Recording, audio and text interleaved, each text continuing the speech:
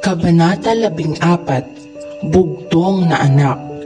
Isinalaysay ng binata ang kanyang buhay. Siya ay si Florante, nag-iisang anak ni Duque Briseo ng Albania at ni Prinsesa Floresca ng Crotona. Sa Albania siya lumaki at nagkaisip. Ang kanyang amay tanungan o sanggunian ni Haring Linceo at tumatayong pangalawang puno sa kaharian. Isang matapang na pinuno at mapagmahal na ama si Duque Briseo. May ilang mahalagang pangyayari noong bata pa si Florante.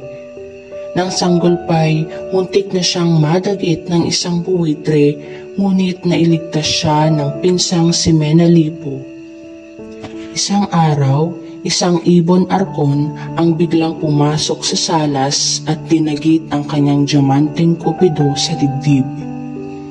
Nang siya'y 9 na taon na, pinalilipas niya ang maghapon sa pamamasyal sa burol.